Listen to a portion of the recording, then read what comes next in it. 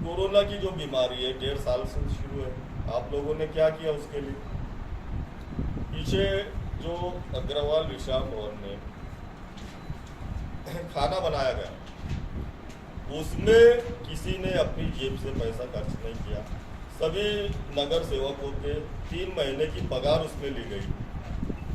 उसके बाद जो बड़े बड़े जो जिनको हम बोलेंगे दान करने वाले दानशूर लोगों ने उसमें जो आड़त दुकानदार है, ऐसे कई लोगों से मैं आप लोगों को मिला भी दूंगा, उन्होंने मुफ्त में किसी ने चावल दिया, किसी ने गेहूँ दिया, किसी ने दाल दिया, ऐसा लोगों ने मदद की और कार्यकर्ताओं ने मेहनत करके अनाज के पैकेट वगैरह बांटे। उसके बाद अभी ये होने के बाद पत्रकबाजी की गई और वो एक ठेकेदार कहता है कि मैं आमदार ने पत्रकबाजी की। उसके बाद में जो कुणाल बाबा है उनके बारे में भी कुछ कहा। कुणाल बाबा से कोई मेरी दुश्मनी भी नहीं है और मेरी दोस्ती भी नहीं है, लेकिन वो ठेकेदार ये कहता है कि कुणाल बाबा ने एक दमड़ी भी नहीं दी। मैं देखिए, जो अच्छा काम करेगा हम लोग उसका अभिनंदन करेंगे। कुणाल बाबा ने जवाहर फाउंडेशन खोल दिया है, वहाँ पर हजारों रुग्ण उपचार ले रहे हैं। अपने जिले में 3 बाबा है। ये जो इनके बाबा है, इनके बाबा का एक बहुत बड़ा खानदेश कैंसर हॉस्पिटल है। अगर तुम दानशूर हो तो तुमने उसको दान कर देना चाहिए। हाँ, बगैर किराए के मालकी हक में तुम्हारा ये, लेकिन कम से कम आज जो परिस्थिति निर्माण हो रही है, आज मरीजों को, आज रुग्णों को बेड नहीं मिल पा रहे हैं, वेंटिलेटर्स उपलब्ध नहीं है, ऑक्सीजन नहीं मिल रही है, तुम्हारा एक सुसज्ज हॉस्पिटल है, अगर तुम दानशूर हो तो उसको दे दो।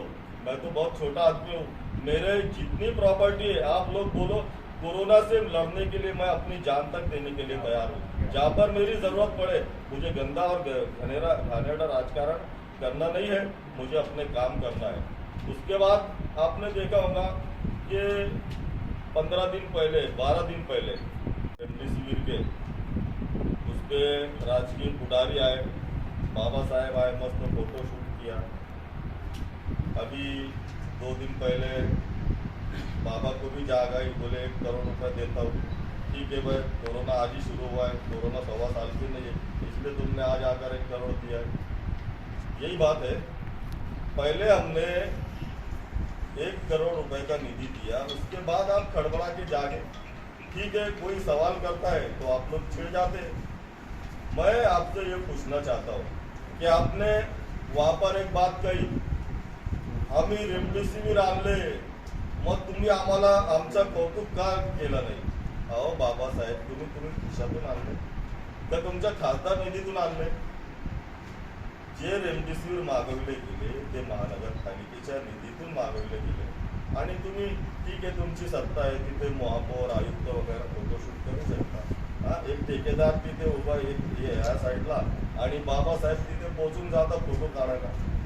तुमची नीती होती का तुम्ही खिशातून पैसे दिले होते ते रेमडेसिवीर आणायला? बरं ठीक आहे, तुम्ही मागवले इंजेक्शन, मग फुकटात द्या ना, तुम्ही विकता कशाला? जो बड़े बड़े फोटो निकाले गए, अखबारात में दिया गया, न्यूज़पेपर में दिया गया कि सब शहरवासी हमारे खुश हो गए कि चलो बहुत अच्छा हुआ, रेमडेसिवीर हम लोगों को अब मुफ्त में मिलेंगे। लेकिन उनका मानस ये है कि 1670 रुपए में वो लोग बेचने वाले हैं इंजेक्शन। ये इसको दानशूरता कहते हैं। आपका इतना सुसज्ज हॉस्पिटल है, राम पहले से बहुत बड़े बड़े रूम है वहाँ पर, वो खोल दीजिए, वहाँ कोविड सेंटर शुरू कीजिए, लोगों को बेड मिलेंगे आराम से उनको। रहा ऑक्सीजन वगैरह का सवाल, हम अभी शासन से विनती करेंगे, शासन के पैर पड़ेंगे कि मेरे शहर के लिए, मेरे जिले के लिए यहाँ पर एक नहीं 4 ऑक्सीजन प्लांट आप उभारिए, या 400 नहीं 4000 रेमडेसिवीर आप दीजिए, हम पूरा प्रयत्न करेंगे। उसके बाद में कुणाल बाबा, हमारे सुभाष बाबा, दूसरे एक राजू बाबा ने भी, वो संजय भैया अग्रवाल है, उनको पकड़ के लाया। अरे क्या फारूक शास्त्री फार वावा होते, चाल आपण पण देऊ, खर्च तू कर आणि नाव माझं निघेल, त्याला धरून आणला त्या संजय अग्रवालांनी पण सांगितलं आम्ही पण ऑक्सिजन प्लांट उभारू. चला ठीक आहे बाबा. पुढे बाबा लिहिताय कोरोना काळात अनेकांचे प्राण वाचविले. तुम्ही काय भगवान आहे? तुम्ही ईश्वर आहात का तुम्ही डॉक्टर आहात? आणि काय अनेक जणांचे प्राण वाचविले. माझ्याकडे ते आहेत पेपर कापड ठेवलेली आहेत. अहो तुम्ही एक उदाहरण सांगा, एक जणांचे तुम्ही प्राण वाचवले. तुमच्या घरी येऊन तुमचा सत्कार करतो, तुमचं अभिनंदन करतो. जो सच बात है मैं लगा रहता हूँ, मैं अपने काम पर ही ध्यान देता हूँ. लेकिन हमने देखा कि जिस वक्त मैंने जो हमारे उप मुख्यमंत्री और फाइनेंस मिनिस्टर अजीत दादा पवार साहब का एक आदेश आया कि हम लोगों को जो आमदार निधि 3 करोड़ से 4 करोड़ किया गया था, उसमें से 1 करोड़ सिर्फ कोविड-19 की उपाय योजना के लिए खर्च किया जाना चाहिए. तो मैंने ये सोचा कि 20 लाख रुपए के हम लोग रेमडेसिविर इंजेक्शन ले लेते हैं और ये जो ऑक्सीजन की कमतरता हो रही है, ऑक्सीजन का टुकड़ा निर्माण हो रहा है हमारे जिला में, उसके लिए हम एक ऑक्सीजन प्लांट यहाँ पर 80 लाख रुपए में तैयार करेंगे. ऐसा मैंने सोचकर मैंने वो दोनों पत्र जिलाधिकारी को दिया. आप लोग सोचिए कि एक ठेकेदार बोलता है जो यानी हर बात में हर जगह पे PW सार्वजनिक बांधकाम विभाग में ठेके लेता है, महानगर पालिका में तो 100% उसकी ठेकेदारी चलती है. एक ऐसा ठेकेदार बोलता है कि आमदार फक्त पत्रकबाजी कर दो. आप लोग बोलिए, आप लोग सोचिए जो सच्चाई है. एक आमदार अपने लेटर पैड पर जिलाधिकारी को बोलता है कि मेरे विकास निधि से आप लोग 20 लाख रुपए के रेमडेसिविर धुलेकर वासियों के लिए, धुले शहर की जनता को खरीद कर और आप लोग मुफ्त दो.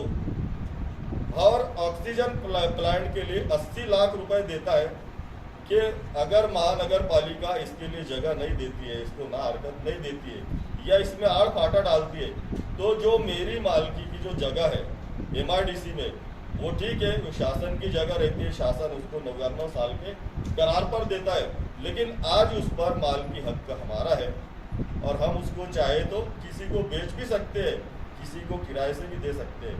तो मैंने जिलाधिकारी साहब से ये विनंती की कि ऑक्सीजन प्लांट उभारने के लिए अगर महानगर पालिका जगह नहीं भी देती है तो मैं मेरी जो कंपनी ऑक्सीजन अपने MIDC में ऑक्सीजन प्लांट उभारने के लिए 2 साल के लिए, जब तक ये हमारा कोरोना महामारी खत्म नहीं होती है, तब तक के लिए मैं बगैर किसी किराए के मुफ्त देने के लिए तैयार हूँ. ये मैंने घोषणा की. तो ये किसी को बुरा लगने वाली बात नहीं है. मैंने कभी किसी की बुराई नहीं की, लेकिन मैं आज समझता हूँ कि ये जो विधायक कार्य हम लोग कर रहे हैं, उसको मैं समझता हूँ कि जो शुद्ध नागरिक है, जो सूझबूझ वाले लोग हैं, उनको खुशी महसूस होती है, वो अच्छी तरह की मुझे मुबारकबाद देते हैं. तो इसमें हमारे लोक प्रतिनिधियों को जलन नहीं होना चाहिए, उन्हें विकास काम में साथ देना चाहिए या उससे सबक सीखना चाहिए. लेकिन मैं देख रहा हूँ कि वो ज़बरदस्ती हम पर कीचड़ उछालने की कोशिश कर रहे हैं. मैंने आज तक कभी किसी के बारे में बुरा नहीं किया, लेकिन आज स्पष्टीकरण मैं करना चाहूँगा और बताना चाहूँगा कि जैसा आप लोगों ने पालिका ने पिछले 2 सालों में उसका पूरा मैंने डॉक्यूमेंट्री प्रूफ एविडेंस मैंने जमा कर लिए. और आप लोगों ने देखा होगा कि 15 दिन पहले मैंने एकनाथ शिंदे साहब से मिलकर उनको ये सब बताया हूँ कि महानगर पालिका में कितना भ्रष्टाचार हुआ है. उसको मैं चवाटे में लाऊंगा. हम बार बार प्रयत्न कर रहे हैं, लेकिन उसमें लॉकडाउन हो जाने की वजह से, कोरोना की बीमारी की वजह से कुछ मंत्री लोग उपलब्ध नहीं हो पाते हैं या कोई ऐसी समिति की निर्णय नहीं हो पा रही है. लेकिन मेरा पूरी कोशिश रहेगी कि जिन्होंने चोरी की है, जिन्होंने भ्रष्टाचार किया है, मैं उनको छोड़ने वाला नहीं. कोरोना खत्म हो जाए, एक बार पहले हमको कोरोना से लड़ना है, कोरोना का मुकाबला करना है. उसके बाद हम बाकी जिन्होंने भ्रष्टाचार किया उनको छोड़ने वाले नहीं. मैं आप लोगों से विनंती करना चाहूँगा कि आप पूरे शहर में, पूरा जिले में ये संदेश दीजिए कि जो कोरोना की अभी तीसरी लाट के आने वाली है, जो कि बहुत भयंकर है, उससे हम सब लोगों को अपना खुद का बचाव करना है, अपने परिवार का बचाव करना है और उसके साथ साथ हमारे शहर का, हमारे जिले का, हमारे राज्य का, हमारे देश का बचाव करना है. इसलिए हमको जो शासन ने कड़क निर्णय हम लोगों पर जो लाते हैं उसका काटेकोर पने से हमको पालन करना चाहिए।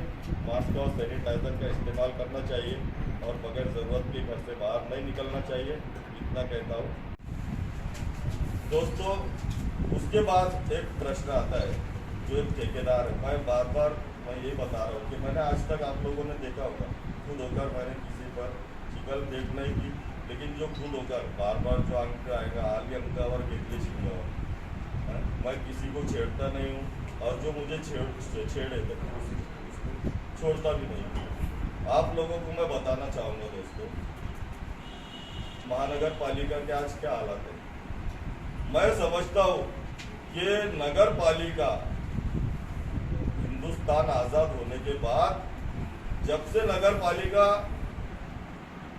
स्थापित हुई है, अमल में आई है, उस वक्त से लेकर अब तक जितना भ्रष्टाचार नहीं होगा उतना 2 साल में, पिछले 2 साल में महानगर पालिका में भ्रष्टाचार हुआ है। आप लोगों ने देखा होगा वहाँ पर कौन ठेकेदारी करता है? अरे ठीक है, तुम खानदानी ठेकेदार है, ठेकेदारी करो लेकिन ईमानदारी से करो ना। कचरे का ठेका तुम लेते हैं, कचरे का ठेका लेकर तुम लोग ये लॉकडाउन के पीरियड में भी यानी शासन की फसौनुक करते हैं। कचरा संकलन करने के बजाय तुम उसमें ईंट रेती मुरुम भरते हैं। ठेकेदार कौन है आप देख लेना, अच्छी तरह से मालूमात ले लेना। पर्दे के पीछे कौन है वो आप लोगों को मालूम पड़ेगा। उसके बाद में ठीक है, एक अच्छा उनको मौका मिल गया, नगर सेवक लोग नहीं आ रहे हैं, पालिका में 2-4 अधिकारी, 2-4 पदाधिकारी, 14 करोड़ रुपए के जो पिछले 10 साल पहले के बिल अदा किए, 15%, 20% टक्केवारी लेकर। और क्या क्या बताया आप लोगों को। अभी आपने देखा होगा, ये जो हम लोग यहाँ बैठे, इसके सामने का जो रास्ता जाता है, 2 बार उसके पैसे बिल निकाल रहे हैं। 7,000 के बम्बू, तुम्हारे नगर सेवक लोग बोलते हैं 7,000 के बम्बू के तुम तब्बल 95 लाख रुपए बिल लेते हैं। और बोलते हैं, वो ठेकेदार बोलता है माझा खिशे खाली केले म्हणे। अरे खिशे खाली केले का खिशे भरले बाबा, या धुळेकर जनतेला सर्व माहिती है। तुम आदिवासी लोगों की सुगड़ी के पैसे, अभी पिछले हफ्ते ही कुछ लोग आए थे मेरे पास में, ये सुगड़ी कंपनी पूरी गैंग है, सुगड़ी गैंग। अभी वो सुगड़ी गैंग के पीछे मुझे लगना है, जरा देखता हूँ मैं, जो आदिवासी लोगों की जो सुगड़ी बनती है, वो सुगड़ी के पैसे खाते हैं, उससे अपनी जेबें भरते हैं। जो रेमडेसिविर में जो लोग यानी 999 रुपये में, 1,000 रुपये में जो रेमडेसिविर बेच रहे, तुम वो 1200 रुपये में बेच रहे। ये ठेकेदारी नहीं तो क्या? तुम खीसे खाली कर रहे हैं, खीसे भर रहे, ये सब हमारी जनता देखती है। सर, मुझे अभी यहाँ तक कि लोक प्रतिनिधि की मैं अपना कर्तव्य समझकर सबसे पहले वहाँ पर पहुँचता हूँ, और मेरे से जितना हो सके मैं पूरी उपाय योजना करने की कोशिश करता हूँ।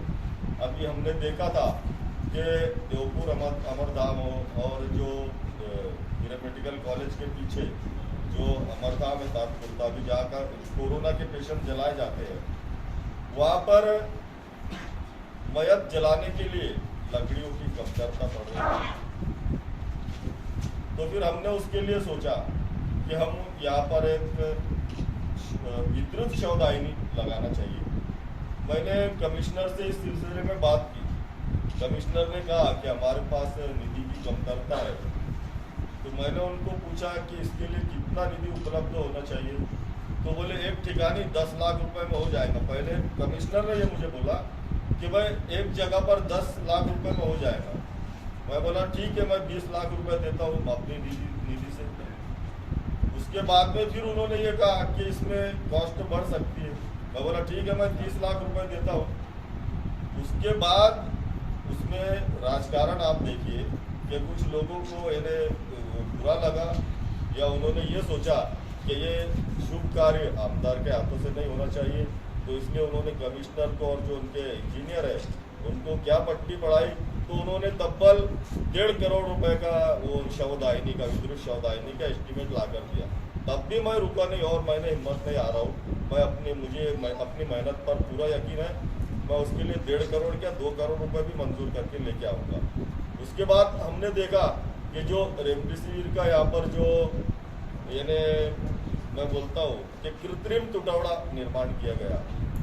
मैं स्पष्ट खुले अल्फाज में ये बोलना चाहूँगा कि पूरे राज्य में नहीं बल्कि पूरे देश में मोदी सरकार ने जो कंपनियां रेमडेसिविर इंजेक्शन बनाती है उनको ये आदेश किया था कि बीजेपी के नेताओं और कार्यकर्ताओं के अलावा किसी को रेमडेसिविर नहीं दिया जाए, और यहाँ भी लोगों ने उसका काला बाजार किया है।